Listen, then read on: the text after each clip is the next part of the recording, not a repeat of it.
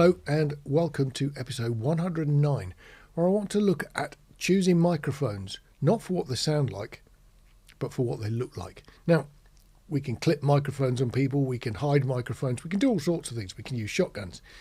But what happens when you're faced with one of those things where someone says, I need you to record the audio for our annual general meeting where the MD is going to make a presentation, or the chief executive officer wants to tell everybody for their social media how wonderful they are, even though it might actually be a bit boring.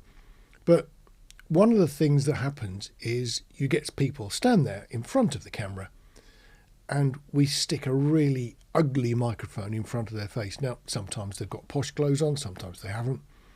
But we stick a microphone out because it sounds good and we know it. I mean, typically we'll grab an SM58 or something, it's always handy. Record it, stick it out in front of the camera and away we go. But what happens if one of the brief things is, I want it to be inobtrusive, I don't want it to look horrible. That's actually more tricky. So I thought we'll go with something that's visually not good first, so you can see what I'm talking about. What do you make of this then? This is pretty typical. Person standing out, very exposed. At the best, it's a simple mic stand. It's one of those ones that can go up and down with one hand. Make a lot of noise when you do that, but they are actually reasonably simple to do. And there's a microphone on the top, but it's a bit of a mess. It works okay, no problem with that, but it's not particularly attractive. So how do we make this look better?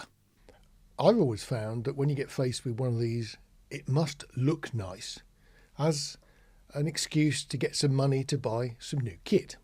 So in actual fact, you get things like this. Well, it's a nice little AKG, small diaphragm, condenser, and it's pretty discreet. And it's a good excuse to sort of spend money on, well, toys really, isn't it? So something like this. So let's replace that ugly mic with this and see what the difference looks like. You can hear it too, of course, but we're primarily looking at the difference in what it looks like to a camera. Well, how about this one? An AKG GN50. It's a very slim conference style microphone. It's got a little gooseneck section here, and the front of it that I'm looking at, the grill is no more than about 8mm across. It's really quite tiny. So something like this could actually be a game changer, because this could actually go onto an ordinary podium. It can go on a microphone stand like this, and it looks a heck of a lot better than having a whacking great big handheld microphone at the top. So something like this is a rather nice way of doing it. Still pretty ugly from there downwards though, isn't it? So it's still less attractive. I guess if we were in a close-up from, say, here to here, we'd get away with that a treat. I don't think that's a problem at all. But it's interesting. I think it might work. But for preference, something like this would do me best. What we've actually got is a modest priced JTS. It's not horrendously expensive.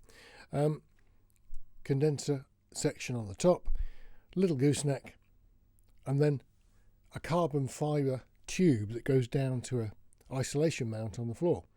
So it's also pretty good at getting rid of sort of noisy sort of feet on the floor. Isolates it from the stand. And something like this can be used for a speaker, obviously. But they're also pretty good for choirs. They're good for orchestras in certain places where you need to get a microphone in for a soloist. And they're actually worth looking at when you're trying to find a microphone that's decent quality, but also visually quite attractive. I don't think we can do better than this as a stand mic. I guess there's options from other makes that come in black and even sort of silver colours, so that you can make them a bit more attractive. But these, I must admit, are rather nice. The big snag, of course, is that a lot of people deliberately choose microphones that are ugly because they're sort of cool, like the SM7B.